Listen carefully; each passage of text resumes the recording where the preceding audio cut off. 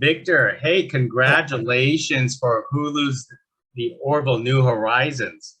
Thank you. I'm very honored to be a part of it.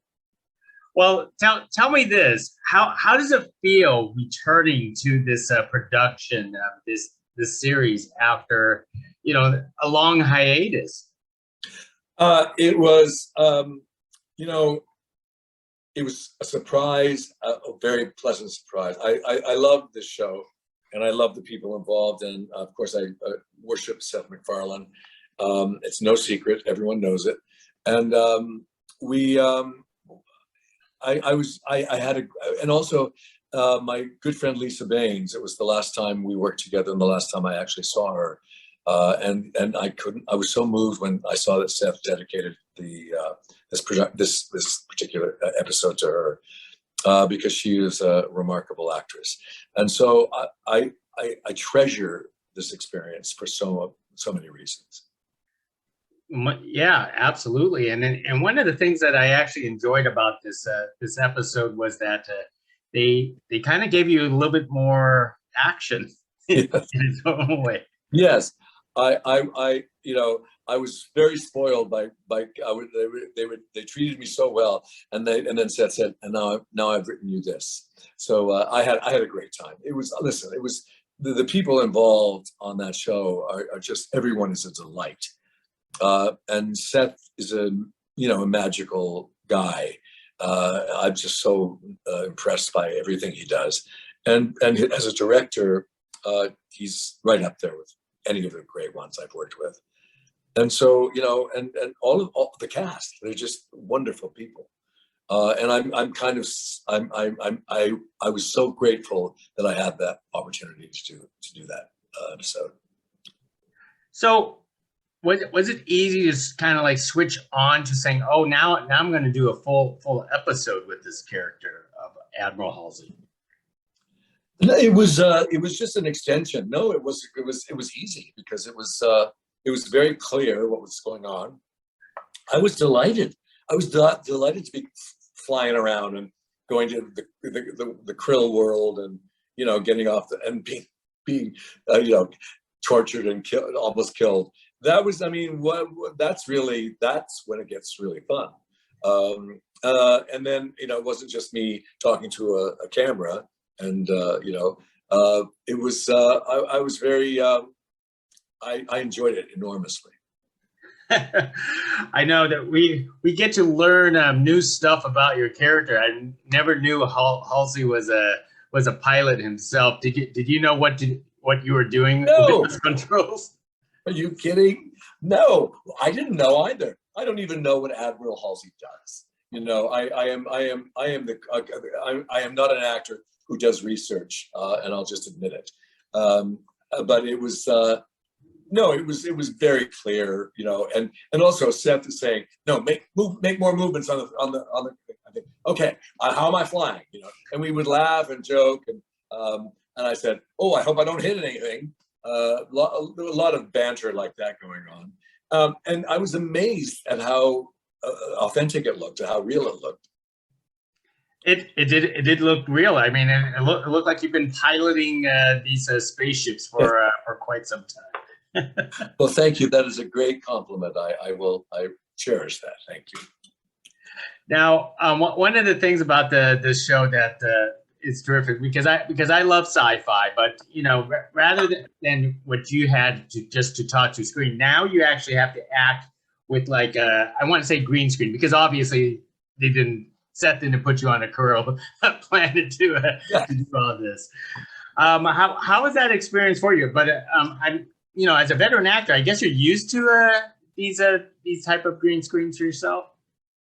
Yeah, it can become really tedious if you're doing it for hours and hours and hours. And I was amazed actually at how because we were all tired at the end of the day, but it looked so energetic and so full of life. And I attribute that to the actors. And we were all doing what we needed to do, and then the editing is just spectacular. I think the scope of that show is really, it's so cinematic, and I think it's really a tribute to Seth's vision and his, and what he's achieved. Now, one of the things I want to comment is the makeup. These Krill looks pretty realistic to me. I mean, what do they look on set on production to you? They look as creepy as they do on film. The makeup is spectacular. I mean, and especially when you're doing some of the big scenes and you're looking out and you're talking. I forget which, it was Disney Hall we were in, but another episode I did, and you look out and you see all of these aliens, and it's really impressive. I mean, and I couldn't believe how patient they all were to be in that makeup for hours. I mean, you could hear some moaning going on by the end of the day, but it was remarkable, and they were all so good and so committed, and that's part of what makes the show, I think, so special. In your career, you never had to do that yourself, did you? Do makeup and stuff? Yeah, like put it like a full on disguise in its own way. Well, I did an aborted Klingon that was cut from that movie, but so that was an intense makeup. And then I did play Ernest Hemingway when I was quite young, and I played him from 20 to his death. So I was in the makeup chair for like 4 and 5 hours at the end of that run. And so I've done that.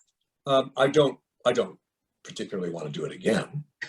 And the show I'm doing now, the joke is I take 7 minutes to get ready. My hair is true. It's actually true. So the most difficult thing is just trying to get into this Admiral uniform of yours for you. That is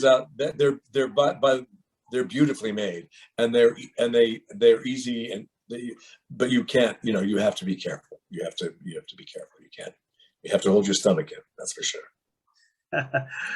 Now, I've asked a lot of the castmates, this season for the Orville on Hulu has like much more serious subject matters that it actually tackles compared to the first 2 seasons where it kind of starts off more comedic, but now it's actually getting into what like the old Star Trek used to be in its own way. How do you feel about that thing?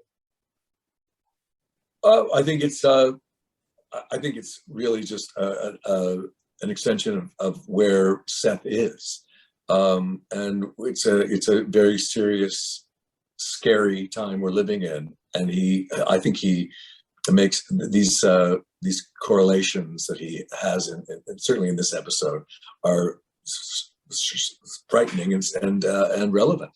And I think I think it's great that's what's happening, because it really does, it does twist your mind around. Great. Well, I absolutely love talking to you. I would love to ask you questions about future episodes, but they're I wouldn't be able to tell you. So no.